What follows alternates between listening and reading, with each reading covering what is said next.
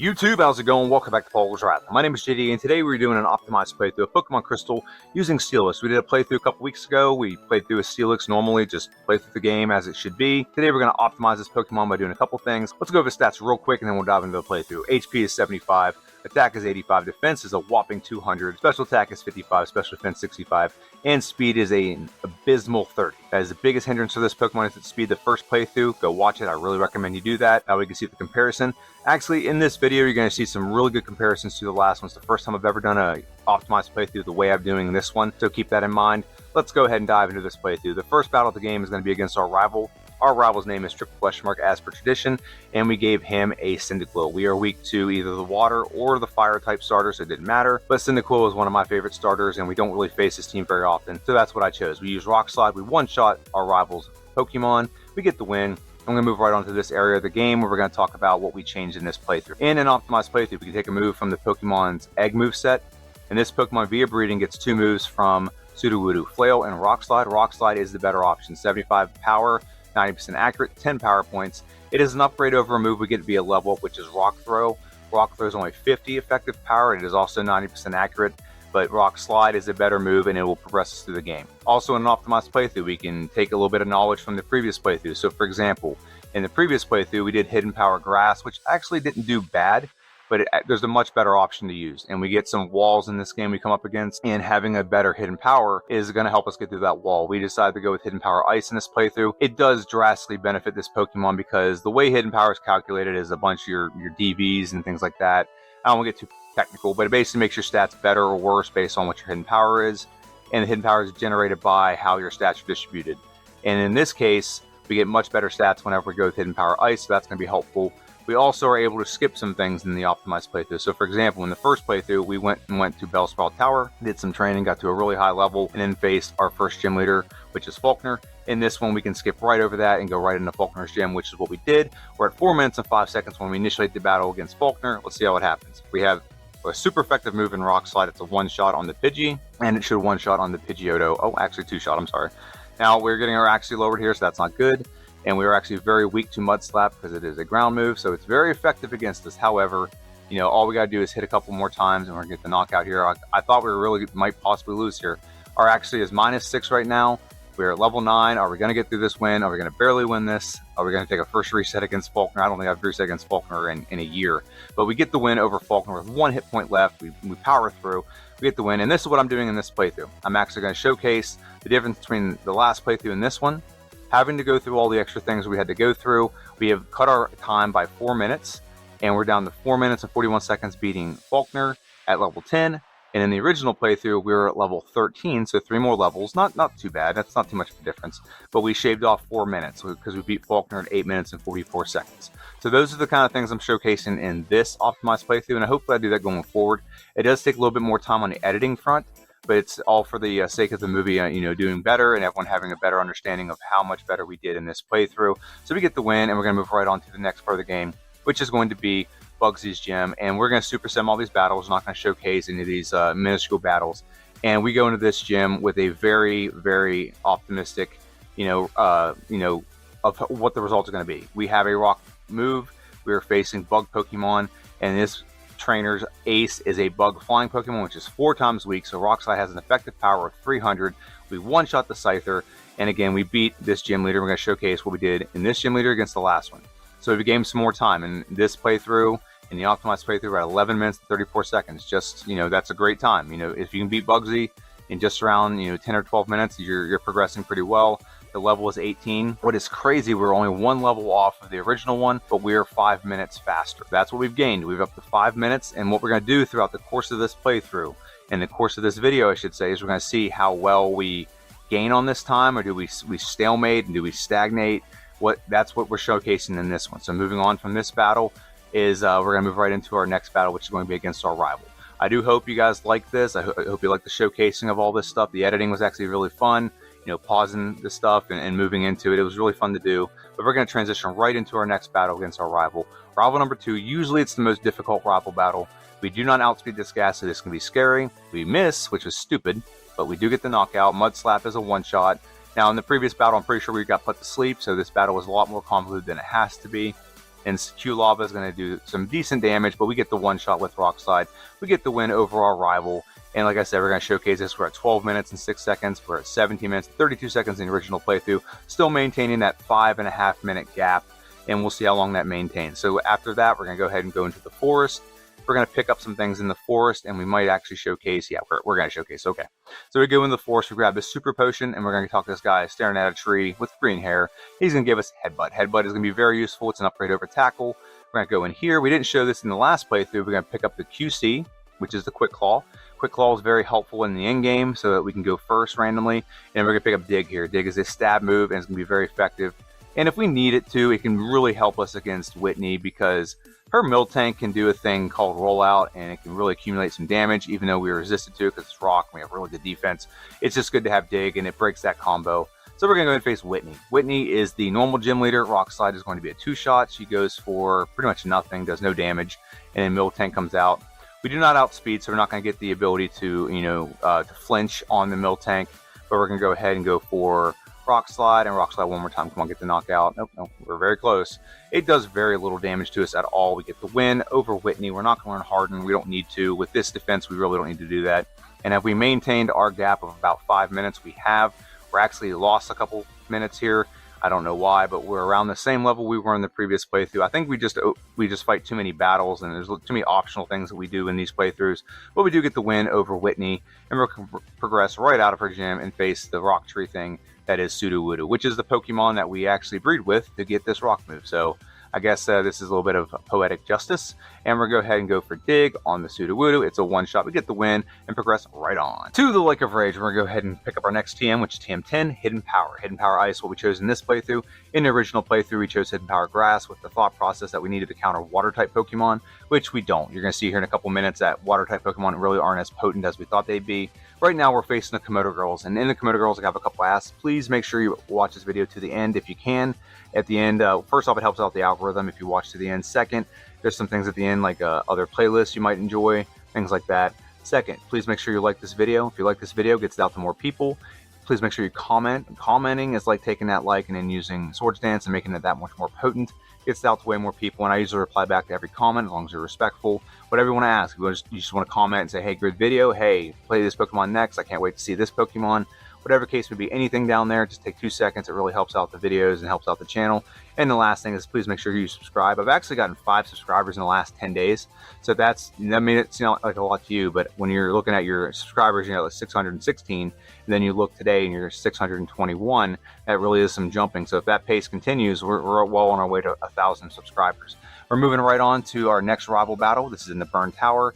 And all we got to do is knock out the Haunter. Haunter does outspeed us. And Lick does nothing. It could have paralyzed us there because that can make this battle way more interesting. But Dig is a one-shot, Rock Slide's a one-shot in the Zubat. And then all we gotta do is hit our next 2 attacks. Q Lava gets one-shot by Rock Slide, very good. And then the last Pokemon, Magnemite, all we gotta do is hit a Mud Slap. Mud Slap is 4 times effective against this Pokemon, and it is a one-shot, very good. And when we compare that to the other time we had in the previous playthrough, we were still on about a 5-minute pace here of gaining time, and we're going to move right on to the next gym leader. We're going to fall to this floor. Oh no! And we're going to land in front of Morty. And Morty is the ghost specialist. He's going to lead out with a Ghastly. I really wish Morty would have had, instead of having 2 Haunters, would have had 1 Mischievous. Mischievous was introduced in this game, and I'm pretty sure Mischievous is just a pure ghost type. Would have had some diversity here, because he could also come off as a poison type instead of a ghost type. But we one-shot the Haunter that outspeeds us, we one-shot the Haunter that doesn't outspeed us, and now we just have the Gengar left. Gengar makes this battle way more convoluted and interesting than it has to be. If we just hit 1 gig, this has been a one-shot, so we end up wasting some time here. Not a lot of time, maybe about like 8 to 10 seconds, but we were hit it by Dream Eater. It's not super effective against us, and we're tanking it pretty well, but we're going to make this very interesting, just like we did against the Faulkner battle. We get down to 6 health. We do get the knockout. We do get the win over Morty, but like I said, way more convoluted and interesting than it had to be. We are maintaining a pace of, now it's over 6 minutes, almost 6.5 minutes that we've gained by beating Morty when we did. And we're going to leave here and go right into our next gym, which is going to be old Chucky Boy. Now, Chuck, this is one of the reasons why I thought Hidden Power Grass would be useful, because he has a Poliwrath. However, in the original playthrough, Poliwrath was not one-shot by Hidden Power Grass, so it's a 2-shot anyway. So I'm like, you know what, that's not useful. And we were able to tank a Surf from Poliwrath anyway. It does not one-shot. Maybe a crit would have been super bad, but it doesn't crit us. And we get a 2-hit knockout over Chuck, and now we're up to almost 8 minutes. We've gained a lot of time by beating Chuck the way we just beat Chuck. And we're going to move right on to the next gym leader, which is going to be Jasmine. Jasmine is a Steel gym leader, and she gives us a nice move that we're not even going to use in this playthrough. We're not even going to use Iron Tail in this playthrough. We used it in the previous one. It was a Boomer Bust kind of move. We're not even going to use that in this playthrough. So Jasmine comes out. First Pokemon is a Magnemite. Dig is a one-shot on the Magnemite. Very good. Steelix comes out next. Now Steelix, we do have an effective move of Dig. It does about a third. Now what I thought was going to happen here, I thought she was going to go for a heal right here, but I guess we're just over that threshold where she doesn't like to apply a Hyper Potion, so she doesn't. And now we knock out the Steelix, now we knock out the Magnemite, making this battle very easy. We had very little damage happen, and now we're still maintaining just around that 8-minute pace. So very good. We're gaining, and we're making a large gap between us and the original playthrough. Get the win. I'm going to move right on to the Lake of Rage. Lake of Rage has a hulked out Gyarados. Now this is a Pokemon that really can't do that much to us. It has, I think Dragon Rage is probably its best move to use against us, because Thrash isn't going to do nothing. Yeah, Dragon Rage is going to do 40 damage no matter what. That's the strategy here. But we get the knockout, we get the win over hulked out Red Gyarados. We're not going to learn Sandstorm. We're going to leave here. We're actually going to do some very boring Rocket Plotline stuff that I'm not going to put you through. And I'm going to move right on to our next gym leader, which is Price. Price is the Ice Specialist, and he leads out with a Seal. Now, this could be bad because this is a Water Ice Pokemon, but it does not have any Water moves. It just has Ice moves. Aura Beam does very little to us. And that leaves out the last Pokemon, which is Piloswine. Piloswine's going to go down. I'm pretty sure it's going to go down to 2 hits no matter what. Yeah, it's going to go down to 2 hits. Blizzard could have froze us there. Actually, no, it's not 2 hits. It's a 3-hit knockout with Return. And we even have the Pink Bow equipped, so it's just a 3-hit knockout regardless. We're so bulky, it just can't do anything to us anyway. And with that being said, we win. And now we look at our time. We're just around an 8-minute pace. We're just a couple seconds off 8 minutes. But we do get the win over Price. A pretty convincing win. We're at the same level we were in the last playthrough. That's the big difference right now. And we're going to progress right on to the next part of the bat. We're going to progress on, there we go, I can say words, to our next battle, which is against our rival. Our rival is in the middle of the Rocket Plot line. He's going to lead out with a Golbat. The Golbat is going to go down to Rock Slide. We still got Rock Slide. I have not found a reason to get rid of Rock Slide yet. I'm pretty sure going to ride it with us all the way to the end of at least the Elite Four. We're going to use Dig on the Q-Lava. Very good. Next Pokemon that comes out is going to be Sneasel Pleasel. Return should be a one-shot on the Sneasel. Very good. Sneasel's pretty frail. And that leaves 2 Pokemon left. Dig, we're just going to spam Dig, and Dig will one-shot the Haunter. And then Magnemite comes out, and Dig will one-shot the Magnemite as well. Very good, very clean win over our rival. Took really only 5 points of damage there. And we look at our time, we've lost some time, and now we're just maintaining a 7-minute gap between the original playthrough and now. But we do get the win, and this is part of our rival Claire rival sandwich. We're going to leave here and go right on and face Claire. Now, Claire was kind of a problem in the previous playthrough because we didn't have a great move for her. However, we are going to be able to take care of the Dragonairs very easily by using Hidden Power. We have not equipped the Never Melt Ice. It was not necessary in this battle, so I thought I'd keep and maintain Pink Bow. We're not going to learn Crunch either. Crunch was a big move we used in the last playthrough. We don't need it. We're going to maintain what we have right now. We're going to use Return on the Kingdra. We're going to tank a Surf, and we're going to hit Return again. It's a 2-hit knockout. Like I said, we didn't need to get a move that, let us, the Hidden Power Grass wouldn't have been effective there anyway, but there's not really another Hidden Power. We just had to be able to tank one Surf, and we actually don't knock out one of the Dragonairs in 1 hit. So that's very surprising to me. We still get the win, and we're still maintaining that 7-minute gap between us and the original playthrough. We're moving right on to our final rival battle of the game. This is in Victory Road. Victory Road does give us one really nice move in Earthquake, and we get that move, and we're going to go ahead and face our rival. Rival's going to lead out. I'm pretty sure he leads out with a Sneasel Pleasel, and he comes out, and Sneasel, I think, yeah, it outspeeds us. And we're going to hit it with Earthquake. It's a one-shot, very good. And we're going to go ahead and hit Golbat with a Rock Slide, very good. It's a one-shot, extremely good. Now all we got to do is maintain Earthquake on the rest of these Pokemon. Earthquake hits the Kadabra. Earthquake's going to hit the Typhlosion. We don't outspeed the Typhlosion. Wow, that's surprising. We outspeed most of this Pokemon for most of the game, and now we don't outspeed. No big deal. Earthquake on the Haunter, and now we're going to do is Earthquake the Magneton, and this battle is over. And there we go. We one-shot the Magneton, very good. And we're going to look at the time that we've gained. And we've gained, what are we at now? Still 7 minutes. A 7-minute gap. And so we're going to maintain that 7-minute gap as we go into the Elite Four. We beat our rival. He is worthless. He is garbage. And we're going to leave there and go right on to the Elite Four. We're about to head in and take on the Elite Four, but before we do that, we're going to review our moves and our stats of this Pokemon. Our moves are as follows: Return, Earthquake, Rock Slide, and Hidden Power. We do have some held items that are going to boost these moves. For example, right now we have the Heartstone, gives a 10% boost to Rock Slide. We have the Soft Sand, which will give a 10% boost to any ground moves like Earthquake. We have the Pink Bow, which will boost return. We have the Never Melt Ice, which will boost hidden power. We also have one other held item we can use, which is called the Quick Claw, which will let us go first. It gives us a chance to go first against some Pokemon and maybe outspeed us.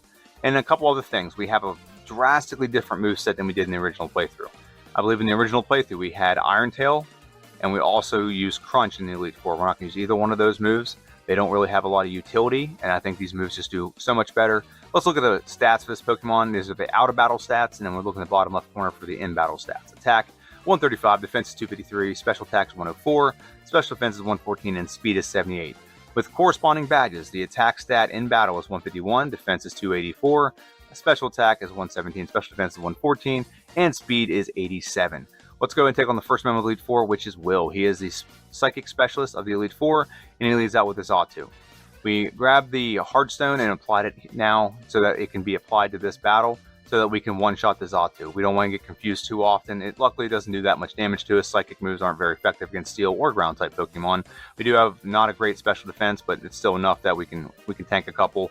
And we're going to do Hidden Power on the Executor. It goes for Psychic, does very little damage. It's a 2-hit knockout on the Executor. Slowbro comes out, and we get a very nice crit right here and get a one-shot on the Slowbro.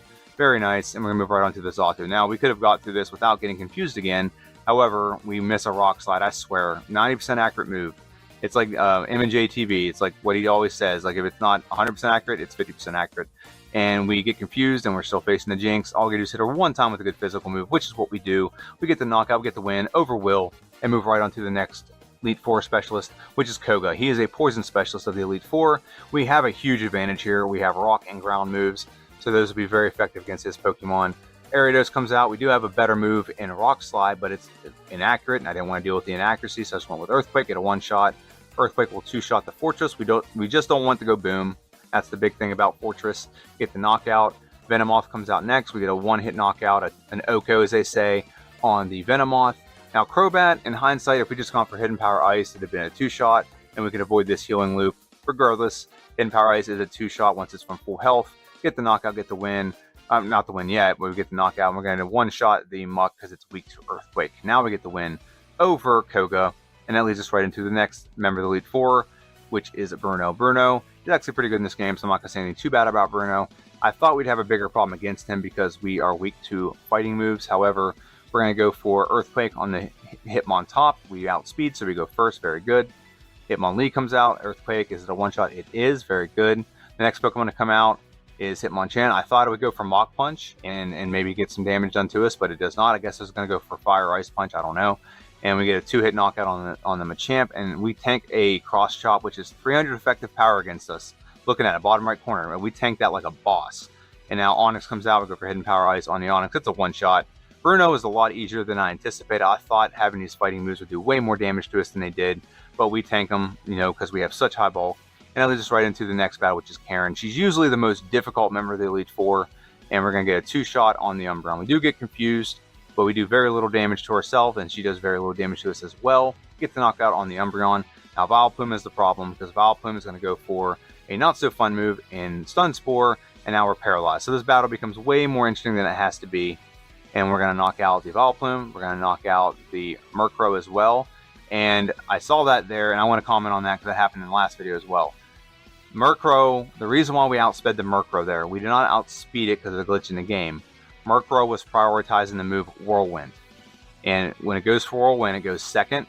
And so we got to go first on that. That's why we outsped the Murkrow there. That happened in the previous video. I thought it was a very big glitch. Why we outsped the Murkrow there. So it's good knowledge to know. And now we move on to the Houndoom. Now, luckily, we have decent special defense, which is why I thought Hidden Power Water or Hidden Power Grass wasn't. We had pretty decent enough special defense that we can tank one hit or two from people.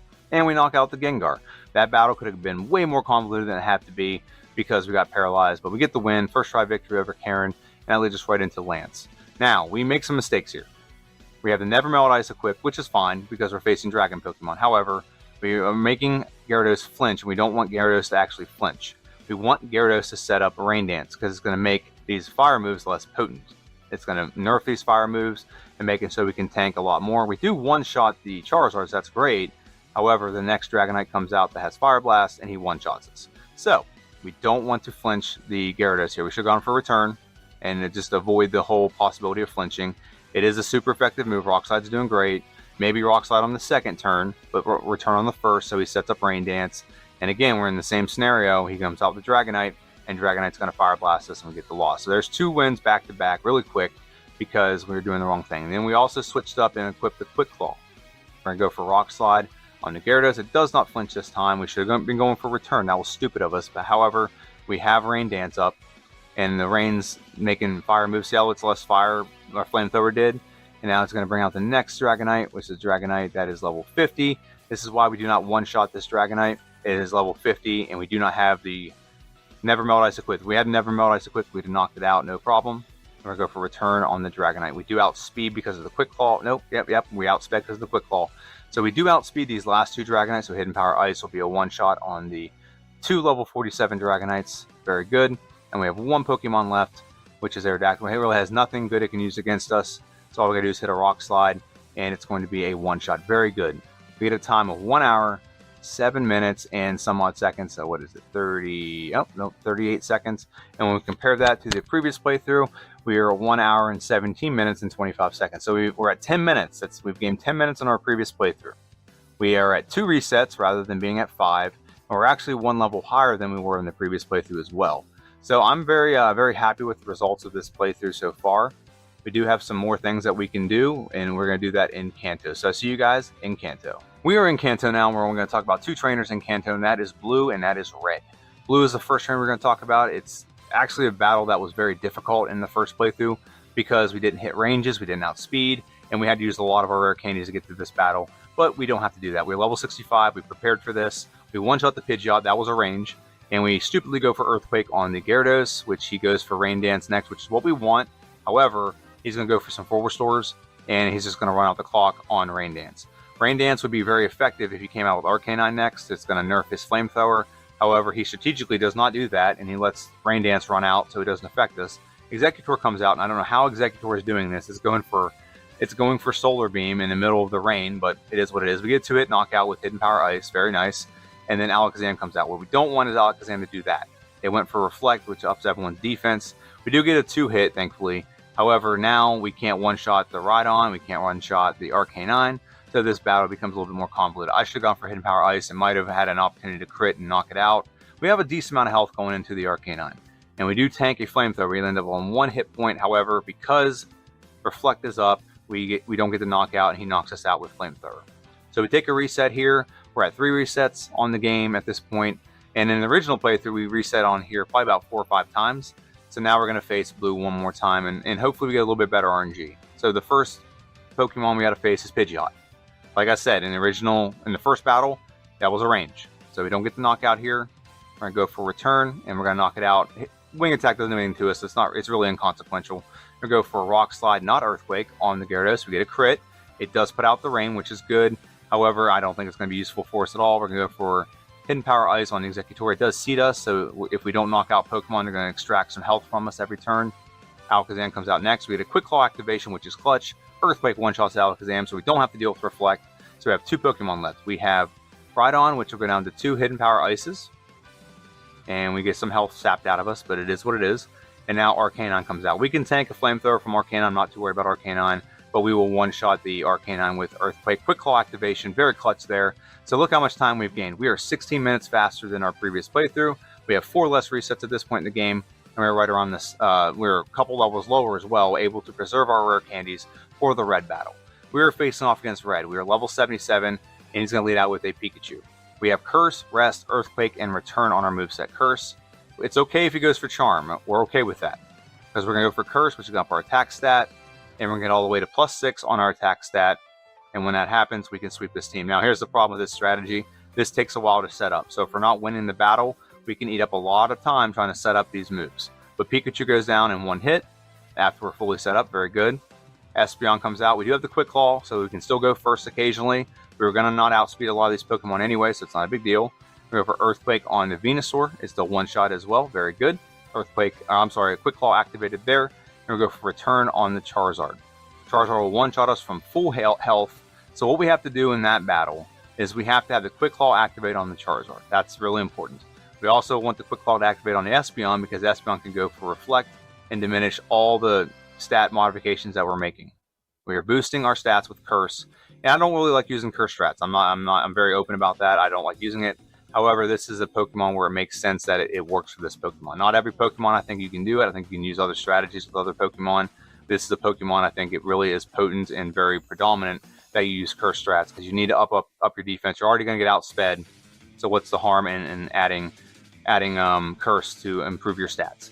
So we get to the Charizard, and we just have to outspeed. We do outspeed, however, Reflect is up, and we do not get the one-shot because Reflect is up. So we need a couple things to happen. We need Espeon to not put Reflect up, and we need to have Quick Claw activate on the Charizard so it can't one-shot us. What would be great is if Blastoise came out and Rain Dance, and then Charizard came out, but we don't have that luxury right now. There is a move you can use called Roar.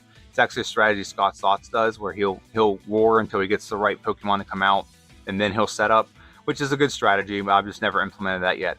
We get a Quick Claw activation on the Espeon, get a one-hit knockout on the Espeon, very good. Venusaur comes out, Earthquake on the Venusaur is a one-shot as well. And now here's a moment of truth. Do we one-shot the Charizard? Do we outspeed? No, we do not. But we do tank, very nicely, we do tank a Flamethrower, very good. Blastoise comes out next. We go for Rest on the Blastoise, making sure we can cover some of our health. Surf is doing way too much damage right now, and that's not what we need. So we just need to knock out the Charizard and on our first hit and get the Quick Claw activation. That's really what it is. It's all about RNG with this Pokemon. And again, we gotta go for setup. Even if Pikachu goes for Charm, we gotta go for setup anyway. We get the +6 on the attack and a +6 on the defense. Actually +3 on the defense because our defense is already so high. And Curse gets it fully set up. 909 effective attacking power. Earthquake's a one-shot on the Pikachu, very good. And Espeon comes out. If we get the Quick Claw activation, we do. We knock out the Espeon. We don't have to worry about Reflect. That's very good. Venusaur comes out. He's taking in Sunlight to do Sunny Day. Solar Beam. We get the knockout there. Charizard comes out. Do we get the Quick Claw activation? We do. One shot, and unless we just fall apart here, it's the foregone conclusion. We get a Quick Claw activation again on the Blastoise. Very good.